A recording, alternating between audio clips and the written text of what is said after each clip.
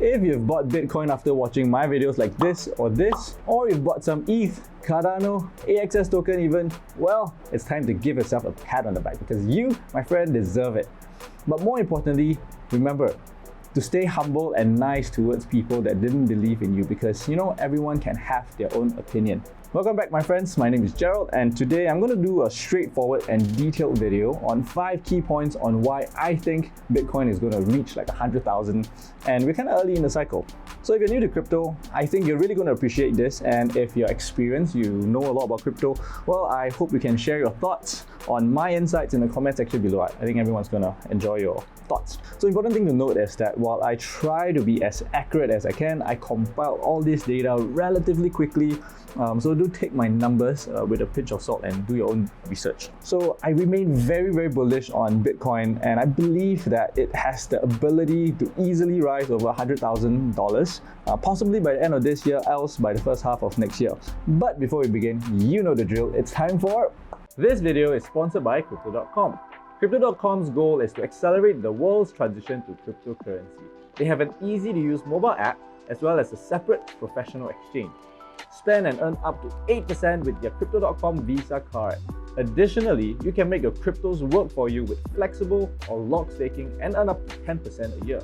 Join over 10 million enthusiasts who have signed up with Crypto.com. You can get up to $75 if you use the code Gerald or my link in the description below to sign up for both their Crypto.com app and their exchange. Just note that you need to sign up on true platforms. So welcome back, everyone. Now let's move on to point number 1, which is Bitcoin solves a real problem. So this is a little bit of the basics of cryptocurrencies, right?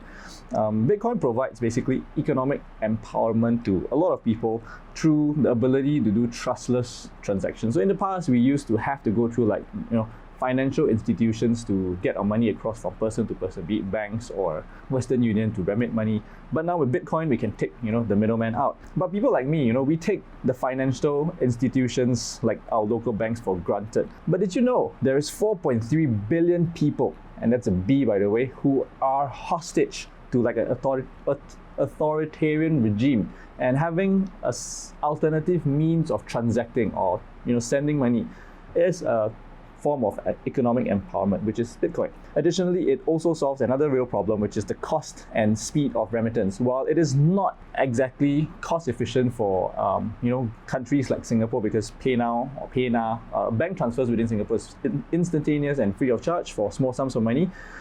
It does, however, help a lot of people, especially countries that are incredibly reliant on remittance as part of their GDP. Like for example, Tonga, which relies 37% of their GDP in remittance, 24% for El Salvador, Nepal 24%, and those countries experience very high transaction fees, and Bitcoin severely reduces the transaction fees as well as increase the speed. The exact percentage, I don't have it with me right now, but basically these countries would benefit a lot financially from adopting Bitcoin. Point number 2, that is that Bitcoin has regulatory green light and has experienced quite a bit of regulatory adoption worldwide. So I think one of the biggest fears for people who believe or initially started with Bitcoin was that it may go to zero because government just outrightly bans Bitcoin, make it unusable, unsafe, But I think that has mostly been ruled out as of now.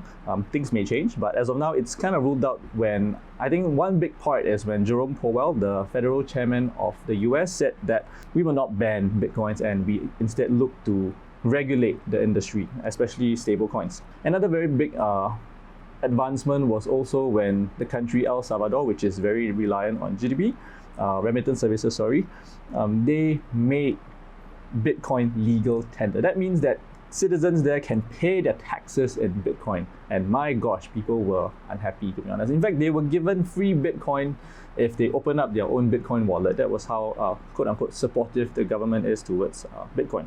So I'm not very sure the politics there, but as of now, basically, point is a lot of countries have started regulating Bitcoin to meet basically a lot of the current financial institution standards, such as anti-money laundering standards, instead of taking the very harsh stance that China has taken to outrightly ban cryptocurrency. So I think past the point that probably will not go to zero. And it is also important to note, like in Singapore in particular, we have very strong governmental support for cryptocurrency type of businesses. So much so that we've made Singapore very welcoming to cryptocurrency institutions to start their operations and expand their operations in Singapore. So Singapore have basically attracted a lot of the really, really big names in cryptocurrencies to reside in here and make progress, developments, talks over here. Some examples of these notable people would be like Burik Vitalik, which is the co-founder of Ethereum, the Binances.com, the CEO, which is CZ. They're also residing in Singapore, and as well as a lot of other notable names. So now on to the next point, which is point number 3 as to why Bitcoin is going to fly to the moon. It has an unchangeable and limited supply of Bitcoins, of 21 million to be exact. Right now there is about 18 million, if not 19 million, almost 90 million in circulation, and it's a very attractive asset to buy because of the fact that it's limited in quantity and it can't be changed. So basically there's no backdoor to quote unquote, change the quantity. And it is also very decentralized because it is one of the largest cryptocurrency by market cap. So no backdoors basically. And this is compounded or made even more attractive by the fact that because of the COVID situation, right, governments throughout the world, a lot of governments have been rapidly printing more money, known as quantitative easing, to stimulate the economy with, to get the businesses and individuals to tide through these difficult times. So with more printing of money, that means that it leads to higher inflation. But of course, it's a lot more complex than that. Of course, the governments have said that they have the intention to taper moving forward. But recent data have shown that the inflation, which was supposed to be transitory, has been persistently higher than expected. And there's a lot of data pointing to this. Like the average historical inflation rate, the ideal inflation rate is like 2%, but at the moment it's close to double of that at 3.7% due to a lot of the money printing and COVID. So COVID is really causing a lot of problems, especially in the supply side of things, because there's a huge supply crunch despite the high vaccination rate. So you would think that more vaccinations would mean things can open up a lot quicker, but no man, the cases are still rising rapidly. And in fact, the shipping, one example of how inflation has hit the world is through shipping, right? So shipping rates for things like iron ore, your grain and dry cargo is more than 10 times of last year, which is not insanely high, just to put perspective, but it is very high. Basically, when shipping rates go up, it spiraled into other places and other parts of the industry. For example, price of oil barrels, natural gas, rocketing to the moon, and that causes electricity prices in Singapore to rise by almost a good 25 to 30%. And we've seen, 3 or 4 energy retailers in Singapore have decided to call it quits because of the rise in energy prices, and they can't. So if you want to retain buying power of your fiat currency and money, right, instead of noticing all the price of goods and service rise and your buying power go down, Bitcoin is really starting to look slightly better, quote unquote, better than cash, according to Elon Musk. And bear in mind, there are a lot of people in the world that live in double-digit or triple-digit inflation. We're talking about 1.3 billion people who suffers like hyperinflation or super high inflation or superinflation, very high inflation rates. So not hyperinflation, but high inflation. These people, this 1.3 billion people, instantly benefit from using Bitcoin in terms of retaining their purchasing power, despite the fact that Bitcoin is very volatile. We are looking at 200 times the population of Singapore, by the way, friends. It's a huge amount of people that can benefit. So therefore, there's a real use case. There is, legal, institutional policies that are advancing the adoption of cryptos, right? So now let's move on to point number 4, which is that cryptocurrencies in general, in fact, Bitcoin has seen very strong interest by institutions recently. Institutions, governments, and individuals especially. I think right now I've kind of established that we have crossed the chasm when it comes to cryptocurrencies. We initially were probably like early adoption, not sure whether it will peak or it will just crash and burn. But right now I think we are at the growth stage. I can't put a pin on where exactly we are, but I think we are, if I can speculate, we'll probably be in the growth stage because of what are some of the recent developments, right? So first is the adoption of Bitcoin as legal tender. And another thing that's notable in Singapore, for example, is that the VC arm of a government-owned investment holding company, which is Temasek, invested in Binance. A lot of our local banks, right, like for example, D Bank, the biggest bank in Singapore, have applied for a license to be a licensed crypto exchange provider. So with traditional quote-unquote institutions, financial institutions starting to consider, hey, maybe there is a lot of potential in Bitcoin. Showing interest, this spells very good news for cryptocurrencies in general. Additionally, I think last month or 2 months back, right, Gemini and SingSaver published a research, basically the state of crypto in Singapore. It's a research survey of 4,000 over people. The survey stated that more than 1/3 of people who don't own cryptocurrencies hopes to buy some form of crypto in the next year. So people do want to buy, 1/3. And currently, more than 80% of people who hold cryptocurrencies are relatively young. So it's not quote-unquote widely adopted yet. So there's a lot of potential for people to further adopt cryptocurrency. So of all the people surveyed, about 67% owns crypto, and like 80% of them are like under 35 years old. On the personal level, I've noticed that during the June period, I think interest for cryptocurrency related topics just, fell during the crash. Right now, I think the interest is more than double. Not sure because it's my channel that kind of is doing well because of the YouTube god, or that interest for cryptocurrencies in general is coming back. But one thing is for sure, if people are interested to buy, institutions are heading there, this means that, in my perspective, I believe that where people go, businesses would follow and try to make money in the place. And that is what I'm seeing in the market right now. As of now, I think if you look at the public listed companies, there isn't a lot of companies that quote-unquote touch cryptos yet, other than the notable companies like Tesla, your MicroStrategy, if I got the name correct, and a couple of other companies. So now let's move on to point number 5, to why I think Bitcoin is really going to spike. Basically, I mentioned this in my previous video, and if you haven't checked it out, you can check it out over here. And back then, during the crash, I feel that when it recovers, I speculated that it would surpass the previous peak of 60-something thousand.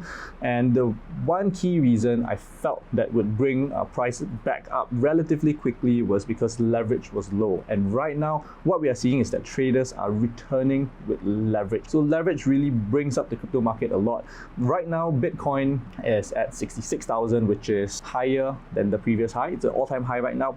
But leverage is still slightly lower than the previous peak and is rising. So it's about 15% lesser when it comes to leverage. So that means that, quote unquote, if we can have 15% more leverage, all else being equal, we should expect cryptos to easily rise by another, how much is 15% of 66,000? Another 15 or so thousand, which is to bring it to about $80,000 in a relatively short period of time. But I'm not going to speculate when that's going to happen, how fast is leverage going to return, how fast is traders going to speculate on Bitcoin prices. But I think that in general, with all of these 5 factors combined together, it puts a lot of upward pressure, and it kind of, cleared the way for Bitcoin to really climb to 100,000. And 100,000 is just a nice figure on the head.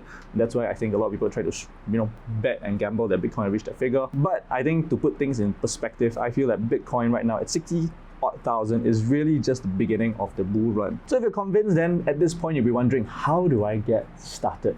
I haven't started buying Bitcoins, so I want to buy some. Gerald, teach me. Okay, so how do you actually buy Bitcoin? Well, first thing to know is that as with all investments, this comes with risk. It's not a guaranteed sure profit kind of thing.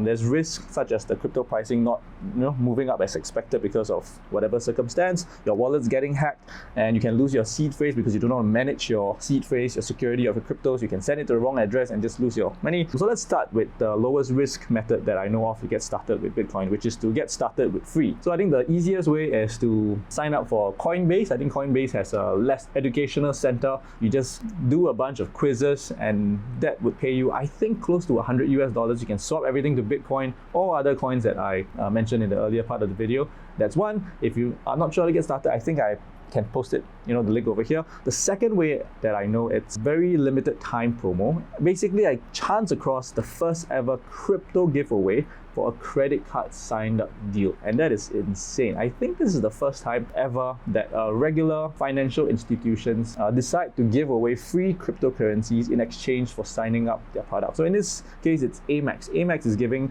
as much as $365 worth of Bitcoin if you signed up for their credit card, and it's like 1 year free waiver if you sign up for their Amex cashback card. So if you don't like it, you can just cancel it after 1 year at almost no cost and get the Bitcoins for free. That's why it's like no risk, easiest way to start. Bear in mind, it's only till the end of this month, which is the 31st of October. They extended it, and it's only for Singapore. So please read the terms and conditions carefully. I'm going to post it up here. Yeah, so if you use my link, I get a small kickback, so thank you. If not, I hope you really get the Bitcoin because it's such a good deal. Okay, so now let's talk about if you are, let's say, this promo is over and you're not from Singapore and cannot, get Coinbase account, for example. So if you are unable to qualify, or you have qualified and received the free Bitcoin, but you want to buy more Bitcoin, how do you go about doing it if you're brand new? Well, based on my research, I recommend using an exchange rather than a decentralized wallet. And based on my further research, which I document over here, you can check out my research, the best exchange that I would probably recommend for beginners would be Crypto.com app or Crypto.com exchange. And the reason being is that relatively it's a good all-in-one platform, and they have very high insurance. In fact, they have the most amount of insurance coverage at $700 million, and they comply with a lot of the rules and regulation. I made a guide on 8 things to look out for when using Crypto.com to basically reduce your fees on the platform. You can check it out over here. And if you want to lend your cryptocurrencies and further enhance your yield, make your Bitcoin work for you, you can also use Whole Knot or BlockFi, which I made a tutorial, and you can check it out over here. If you're more advanced with computers and more comfortable, using computers, DeFi, and learning through YouTube, then in that case, I would recommend getting your own digital wallet, just so that you can get your highest return from the Polygon decentralized finance space. And if you're not sure, again, Crypto.com has a decentralized wallet in which you can use and interact with a lot of the platforms. By the way, if you don't know, you can actually make your cryptos work for you apart from just buying and holding Bitcoin. So in my other video, I talked about 4 legit ways you can make money from cryptos, and you can check it out over here, or you can watch everything in one sitting, to check out my playlist over here, or check out what YouTube recommends you over here, or subscribe if you haven't already, and I'll see you in the next video. Take care, everyone.